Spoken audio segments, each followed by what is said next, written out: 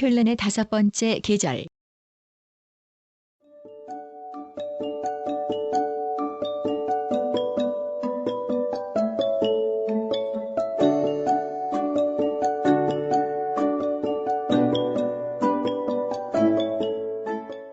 대부분의 세상 사람들은 단지 4개의 계절만을 알고 있다. 그러나 쾰른 사람들은 그들의 축제 기간을 자랑스럽게 그리고 애정이 어려 있는 태도로 제5의 계절이라고 부르고 있다. 한 해의 다른 계절과 마찬가지로 이 축제의 계절은 기간이 3개월이나 된다. 그러나 기간이 비슷하다는 것 이외에는 축제의 계절과 다른 계절의 공통점은 없다.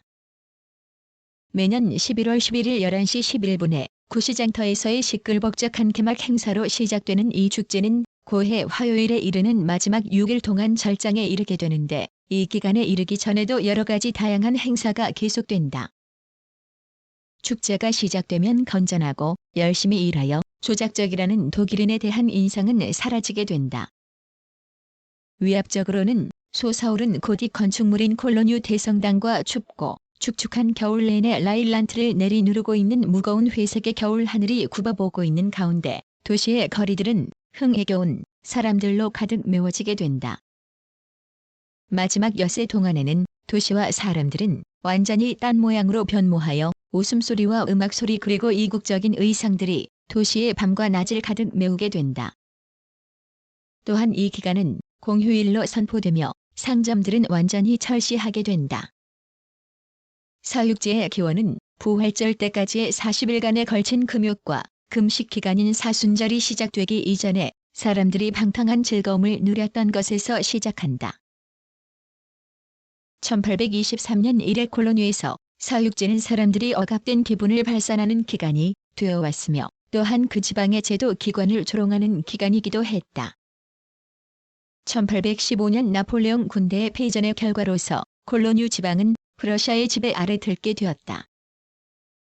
그들의 통치를 보다 손쉽게 하기 위하여 당국은 자신들의 사육제 기간 동안에 조롱거리가 되는 것을 허용하였다. 이렇게 해서 사육제는 무도회와 파티가 중심이었던 상류사회의 전통에서 평민들의 행사로 변모하였다. 프러시아 사람들에 대한 조롱은 현대의 사육제에서도 아직까지 잔존하고 있다. 사육제의 왕자와 농부, 그리고 처녀로 구성되는 세처녀 또는 사미네스타는 150년 전 프러시아 군대를 풍자하는 군복을 입은 근위병을 갖게 된다. 축제가 시작할 무렵에 사미네스타를 선출하는 행사는 정치가를 선출할 때 보다도 더 많은 흥분을 도시 전체에서 자아내게 되며 훨씬 격식을 갖춘 행사가 되고 있다. 사실 이 도시에서 축제를 사랑하는 시민들은 사육제의 왕자가 이 도시의 시장보다도 더 높은 위상을 갖고 있다고 생각한다. 이들 사미네스타들은 로코코 양식의 의식용 가운을 걸치고 근위병들의 수행을 받으며 사육제의 모든 주요 행사 때마다 모습을 드러낸다. 독일인의 모든 삶의 양식과 마찬가지로 이 축제는 1933년에서 1945년까지 나치 정권에 의하여 심각한 영향을 받았었다. 동성애적인 경향을 장려한다는 이유로 해서 다른 성의 의상을 입는 것이 금지되기도 하였다. 그리고 심지어는 전통적으로 남자가 맡아왔던 사육제의 처녀도 거기에 적합한 아리안 족의 처녀가 맡게 되었다. 사육제의 행진은 이 기간 동안의 분위기를 반영하였는데, 때때로 집시와 유대인들이 조롱의 대상이 되기도 하였다. 또한 나치즘의 영향 아래에서는 축제 기간도 기괴하게 변했는데, 이 기간 동안에 축제는 히틀러가 정권을 인수한 1월 30일에 시작하여 그의 생일인 4월 30일까지 열리게 되었다. 제2차 세계대전 기간 동안에는 열리지 못했던 이 축제는 1948년부터 다시 공식적으로 개최되기 시작했다. 도시가 융단 폭격으로 폐허가 되었기 때문에 사람들의 삶의 즐거움과 해악을 다시 찾아주어야 할 필요가 생겨났다. 옛날 축제에 열광적이었던 사람들은 향수 어린 심정으로 옛날을 회고한다. 옛날 축제 때는 행진대의 진로에 맞추어 대규모의 관람석을 지을 필요도 없었으며, 구경꾼들은 돌더미 위에 서서도 건물 등으로 시야가 가려지지 않아 충분히 행진을 구경할 수가 있었다. 바이버 파스트나 하트의 화요일 아침부터 이 6일간의 쉴 틈 없는 축제 기간이 시작되는데 수천 명의 사람들이 옛날 시장 거리에 11시 11분의 공식적인 개막을 위해 몰려들게 된다. 대부분의 사람들은 홀로 혹은 짝을 이루거나 집단을 이루어서 각양각색의 가장 의상을 차려입는다. 이때의 분위기는 마치 꿈나라의 분위기이거나 혹은 영화 촬영장의 세트와 같은 분위기가 된다. 1년에 딱 한 번 모든 사람들이 평소의 자기와는 다른 모습으로 대중 앞에 나타나서 거리낄 것 없는 행동을 할 수 있는 때가 바로 이 축제 기간 동안이다. 이 기간 동안에 사람들은 정상인의 가면을 벗어버리고 뻔뻔스럽고 무례하고 무질서한 모습을 보여주며 바보라고 다 똑같은 것은 아니다라는 콜로뉴의 격언에 맞추어서 자신의 개성을 추구하게 된다. 정상적인 의상을 입고 있는 사람들은 구계자와 같은 느낌을 받게 되지만 곧 축제의 분위기에 휩싸이게 된다. 이 축제에 참가에는 단 하나의 전제 조건이 있는데 그것은 넥타이를 메어서는 안 된다는 것이다. 축제 기간 동안에 깜박 잊고서 넥타이를 메고 있으면 가위를 든 중세 의상 차림의 처녀들이 넥타이를 솜씨 있게 잘라버린다. 넥타이 끝을 잃어버리는 보상으로 그는 아가씨의 뽀뽀를 받게 될 것이며 또한 그 넥타이 자락이 아가씨의 치마 끝의 장식품으로 매달리게 된다는 사실만으로도 그는 충분히 보상을 받게 되는 것이다. 이렇게 해서 일단의 일본인 사업가들이 그들의 끝이 잘려나간 넥타이를 자랑스럽게 휘날리면서 축제 인파에 함께 합류한 적도 있었다. 신예술적인 실내 장식과 화려한 모습의 케이크가 유명한 우아한 카페 얀센은 콜로뉴에 나이 든 사람들이 환담을 하고 영양가가 풍부한 아침을 먹고 오후에 차를 마시기 위해서 모여드는 가장 알려진 장소이다. 사람들이 대화하는 웅성거림과 자기 그릇에 은수저가 부딪히는 소리가 이곳에서 늘상 들을 수 있는 소리인데 축제가 시작되면 이러한 조용함은 새로운 모습을 띠게 된다. 직원들은 활기찬 20대 옷차림을 하게 되고 대다수의 단골 손님들은 광대에서 수녀나 혹은 신부의 의상에 이르기까지 각양각색의 의상을 입게 된다. 음악 소리와 자발적인 합창 소리로 인해서 분위기는 거의 무정부 상태에 이르게 된다. 분위기에 이끌려서 일단의 손님들이 자리를 뜨게 되면 직원들은 솥과 냄비와 조리기구를 두들겨 춤을 추며 문 앞까지 행진해가는 손님들에게 반주를 해준다. 도시의 술집에서는 분위기가 더더욱 격렬하다. 보통 때에는 한산하고 조용한 목노주점은 그들 중 일부는 크기가 벽장 정도밖에 되지 않는 조그마한 것도 있는데 전통적인 콜로뉴의 소시지 속보다도 더 빽빽하게 사람들로 가득하게 된다. 비록 사람들로 빼곡하게 들어찼지만 모든 사람들은 그러한 환경에 대해서 상관치 않고 친절하고 자물성 있게 술을 마시며 축제 음악을 즐긴다. 안에 있는 것이 더 이상 불가능하게 되었을 때는 매우 간단한 해결책이 있다.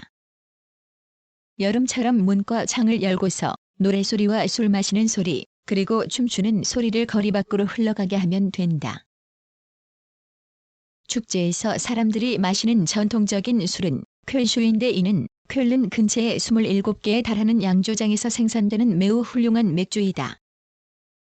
퀼슈는 보통 0.2리터짜리의 길쭉한 골목 같은 술잔에 담겨져 나오는데 겉보기에는 술집의 바 뒤에서 더듬어대고 흔들어대는 손들의 바다로 아무렇게나 흘러나가는 것처럼 보인다. 혹은 특별한 왕관 모양을 한 쟁반에 담아서 옮겨지기도 하는데 능숙한 웨이터들은 피 속에는 퀼슈로 머리에는 축제로 가득 차 있는 도저히 빠져나갈 수 있을 것 같지가 않는 손님들 사이를 가벼이 그 쟁반을 나르곤 한다. 사람들이 좋아하는 또 다른 음료는 특히 추위를 이기는 데 도움이 되는 포도주 글리바인이다. 이 독특한 향을 가진 술은 데워져 나오는데 마시면 즉시 몸에 온기가 돌며 술이 주는 행복감에 빠져들게 된다. 주로 김이 모락모락 나는 불록한 솥에 담긴 채로 길거리에 행상들이 팔고 있는데 이 술은 축제 참가자들에게는 주요한 자극제가 되도 있다. 또한 음악도 도처에서 흘러나온다. 브라스 밴드와 축제의 인기곡을 담은 레코드에서부터 혼자서 치는 북소리와 아코디언에 이르기까지 다양한 음악을 접할 수 있다. 예를 들어 명랑한 발라드는 비록 뉴올리언스의 마디그라스와 같은 막대한 영향력을 갖고 있지는 않지만 나름대로의 매력과 술을 연거푸 마신 후에도 배우거나 따라 부르기 쉽다는 장점을 갖고 있다. 거리나 기차역 혹은 술집에서는 즉흥적 중창단이 결성되기도 한다.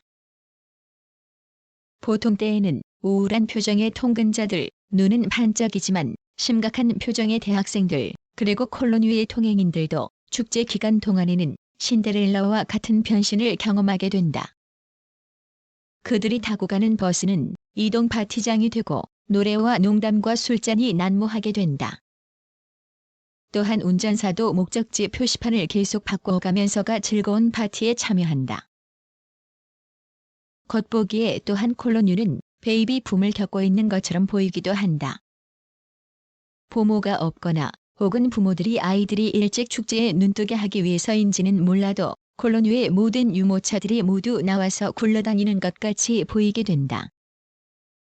그러나 자세히 살펴보면 유모차에 담겨져 있는 것은 병이나 깡통이거나 아니면 나무로 된 맥주통들이다.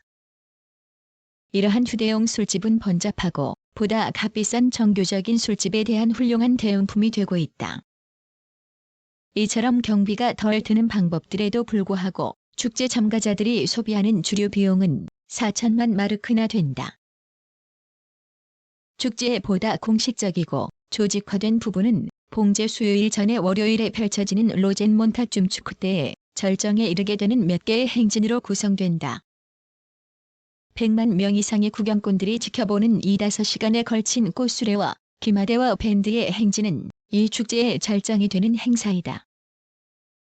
이 행사에서 구경꾼들은 사람들의 노력과 조직과 그리고 막대한 재정 지원의 결과를 목격하게 된다. 여기서도 참가자들과 구경꾼들이 서로의 역할 바꿈으로 해서 자발성이 엿보이고 있다. 군중들의 카밀라와 시트루션이라는 외침에 답하여 사탕과 꽃을 던지는 것이 이 행사의 아주 주요한 부분이 되고 있다.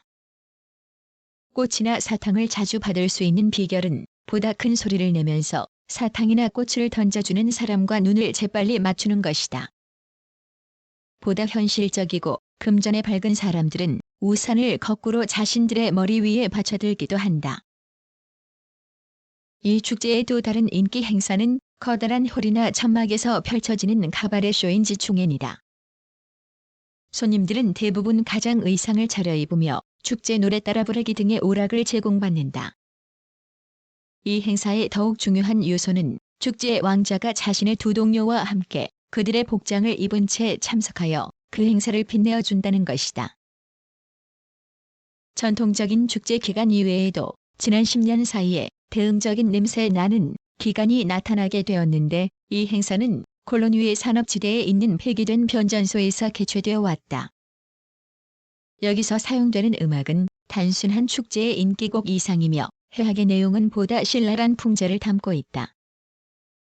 이러한 축제의 매력에도 불구하고 콜로뉴시의 10%에 이르는 시민들은 자신들이 비참가자라고 공연한다. 그들이 할 수 있는 일은 제한되어 있는데 도시를 떠나거나 아니면 집 안에만 머물러서 거리에서 들려오는 축제의 소음을 막기 위해 담요를 둘러쓰고 있는 것이다. 콜로뉴의 몇 안 되는 술집들 중에서 비참가자들의 피난처가 될 수 있는 비축제 지역이라는 안내문을 내건 술집을 찾을 수 없다면 바깥에 나가서 조용하게 술을 한잔 하겠다는 생각은 며칠 동안은 접어두어야만 할 것이다. 축제 기간이 시작되면 콜로뉴의 많은 술집들은 가장 의상을 입힌 마네킹인 누베를 1층 창문에 내걸어서 외관을 장식한다. 봉제 수요일이 다가오면 이 누베를 땅에 내리게 된다. 누벨은 축제 기간 동안의 방탕과 죄에 대한 희생양이 된다. 사람들은 군중들에게 성유를 바르기 위해서 들통과 화장실 솥을 손에 든 신부님의 주재 아래에서 누벨을 보도에서 태우게 된다. 이렇게 해서 축제의 활락은 다음 해의 축제까지 끝나게 된다. 사람들이 광증난 광대처럼 행동하고 인습적인 도덕과 행동 규범을 무너뜨렸던 시기도 끝나게 된다. 중세 이후부터 그러한 행동과 광증은 사탄의 작용에 의한 것이며 언제나 올바른 그리스도와 정반대되는 것이라고 사람들은 믿어왔다. 1년 중 단 며칠 동안을 어떤 사악한 힘에 이끌려서 악마와 함께 춤추는 것은 인간이 이러한 사악한 힘을 통제하고 있다는 느낌을 줄 수도 있으며, 사람은 자신의 공포를 잊고 일상적인 생존 경쟁에서 도움을 받을 수 있는 것이다. 마침내 봉제 수요일의 교회에서 신부가 제로서 성호를 이마에 그릴 때 세상은 다시 본래의 올바른 궤도로 돌아오게 된다. 출처 두산 백과사전 글 한현주